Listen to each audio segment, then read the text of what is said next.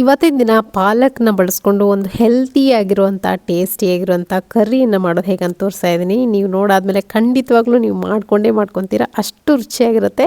ನೋಡಿದ ತಕ್ಷಣ ನೀವು ಕೂಡ ನಿಮ್ಮ ಮನೇಲಿ ಮಾಡ್ಕೊಳ್ಬೇಕು ಅಂತ ಅನಿಸೋವಂಥ ಒಂದು ರೆಸಿಪಿ ಅಂತ ಹೇಳ್ಬೋದು. ಬನ್ನಿ ಹೇಗೆ ಮಾಡೋದು ಅಂತ ನೋಡೋಣ.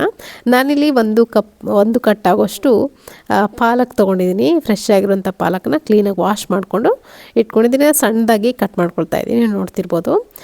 ಒಂದು ಕಟ್ ಆದರೂ ಪರವಾಗಿಲ್ಲ, ನೀವು ಜಾಸ್ತಿ ಕ್ವಾಂಟಿಟಿಯಲ್ಲಿ ಬೇಕು ಅಂದರೆ ನೀವು ಜಾಸ್ತಿ ಪಾಲಕ್ ಸೊಪ್ಪನ್ನು ಬಳಸ್ಬೋದು. ನಾನಿಲ್ಲಿ ಒಂದು ಕಟ್ ಸಾಕು ಅಂತ ಒಂದೇ ಕಟ್ ಆಗೋಷ್ಟು ತೊಗೊಂಡಿದ್ದೀನಿ.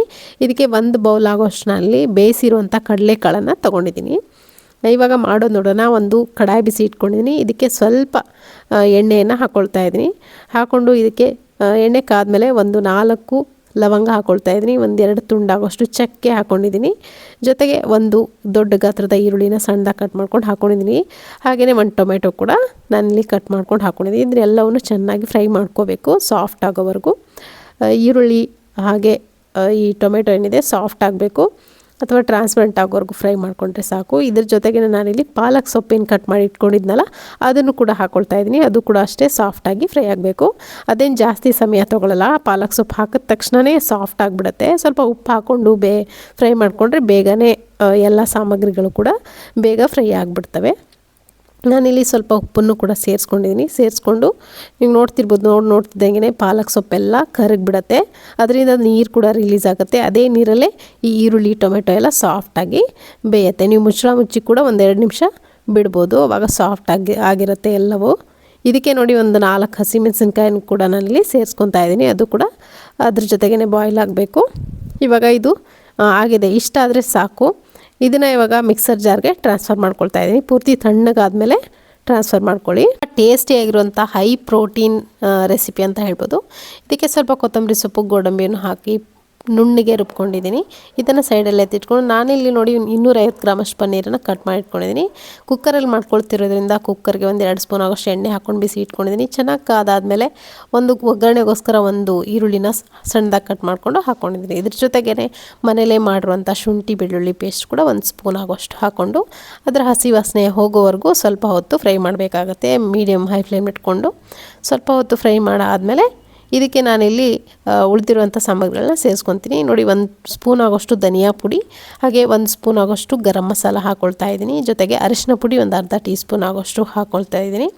ಹಾಕ್ಕೊಂಡು ಸ್ವಲ್ಪ ಅಚ್ಚ ಖಾರದ ಪುಡಿ ಕೂಡ ನಿಮ್ಮ ಖಾರಕ್ಕೆ ಅನುಗುಣವಾಗಿ ಹಾಕ್ಕೊಳ್ಳಿ. ಯಾಕಂದರೆ ನಾನು ಹಸಿಮೆಣಸಿನ್ಕಾಯಿ ಕೂಡ ಹಾಕಿದ್ದೀನಿ. ಸ್ವಲ್ಪ ಕಲರ್ಗೋಸ್ಕರ ಹಾಕಿದ್ರೆ ಸಾಕಾಗುತ್ತೆ.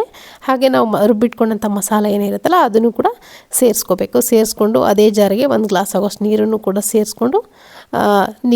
ಸೇರಿಸ್ಕೊತಾ ಇದ್ದೀನಿ. ನಿಮಗೆ ಎಷ್ಟು ತೆಳುವಾಗಬೇಕು ಗ್ರೇವಿ ಅನ್ನೋದನ್ನು ನೋಡ್ಕೊಂಡು ನೀವು ನೀರನ್ನು ಹೆಚ್ಚು ಕಡಿಮೆ ಮಾಡ್ಕೋಬೇಕಾಗತ್ತೆ. ಒಂದು ಸತಿ ಚೆನ್ನಾಗಿ ಮಿಕ್ಸ್ ಮಾಡಿಕೊಂಡು ಇದನ್ನು ಚೆನ್ನಾಗಿ 1 ಕುದಿ ಅಥವಾ 2 ಕುದಿ ಕುದಿಸ್ಬೇಕು. ಆವಾಗ ಹಸಿ ವಾಸನೆ ಏನಾದರೂ ಉಳ್ಕೊಂಡಿದ್ರೆ ಅದೆಲ್ಲ ಹೋಗುತ್ತೆ. ಹಾಗಾಗಿ ಸ್ವಲ್ಪ ಹೊತ್ತು ಕುದಿಸ್ತೀನಿ. ಇವಾಗ ನೋಡಿ, ಇದಕ್ಕೆ ಒಂದು ಸ್ವಲ್ಪ ರುಚಿಗೆ ಎಷ್ಟು ಬೇಕಷ್ಟು ನೋಡ್ಕೊಂಡು ಉಪ್ಪನ್ನು ಸೇರಿಸ್ಕೊಂಡಿದ್ದೀನಿ. ಹಾಗೆ 1 ಬೌಲ್ ಆಗೋಷ್ಟು ಏನು ಇಟ್ಕೊಂಡಿದ್ದೆಲ್ಲ ಕಡಲೆಕಾಳು ಬೇಯಿಸ್ಕೊಂಡು ಅದನ್ನು ಕೂಡ ಹಾಕ್ಕೊಂಡಿದ್ದೀನಿ. ಹಾಗೆ ಪನ್ನೀರ್ ಏನಿದೆ ನೋಡಿ, ಪನ್ನೀರ್ ಕೂಡ ನಾನಿಲ್ಲಿ ಸೇರಿಸ್ಕೊಂಡಿದ್ದೀನಿ. ಅದನ್ನು ಹಾಕ್ಕೊಂಡು ಚೆನ್ನಾಗಿ ಮಿಕ್ಸ್ ಮಾಡ್ಕೋಬೇಕು. ಕಡಲೆಕಾಳು ಏನಕ್ಕೆ ಬೇಯಿಸಿದ್ದೀನಿ ಅಂದರೆ ಮೊದಲೇ 1-2-3 ವಿಜಿಲ್ನ ಕಡಲೆಕಾಳನ್ನ ಸಾಫ್ಟಾಗಿ ಬೇಯಿಸಿದ್ದೀನಿ. ಯಾಕಂದರೆ ಈ ಪನ್ನೀರ್ ಹಾಕಿ ಕಡಲೆಕಾಳು ಬೇಯೋವರೆಗೂ ಒಂದು 4-5 ವಿಜಿಲ್ ಕೂಗ್ಸೋಕ್ಕಾಗಲ್ಲ. ಪನ್ನೀರೆಲ್ಲ ಸ್ಮ್ಯಾಶ್ ಆಗಿಬಿಡುತ್ತೆ. ಹಾಗಾಗಿ ಕಡಲೆಕಾಳನ್ನ ಮೊದಲೇ ಬೇಯಿಸ್ಕೊಂಡು ಇಟ್ಕೊಂಡಿದ್ದೀನಿ.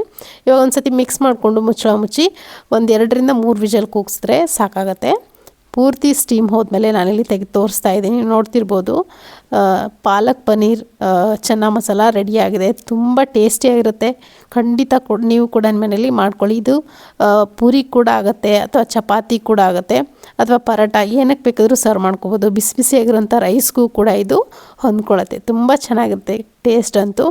ಖಂಡಿತ ನೀವು ಕೂಡ ಮನೇಲಿ ಮಾಡ್ಕೊಳ್ಳಿ. ಹೇಗಿತ್ತು ಅಂತ ಅಭಿಪ್ರಾಯ ತಿಳಿಸೋದನ್ನ ಮರಿಬೇಡಿ. ಇವತ್ತಿನ ಈ ರೆಸಿಪಿ ನಿಮಗೆ ಖಂಡಿತ ಇಷ್ಟ ಆಗಿದೆ ಅಂದ್ಕೊಳ್ತೀನಿ. ಇಷ್ಟ ಆಗಿರೋ ಲೈಕ್ ಮಾಡಿ.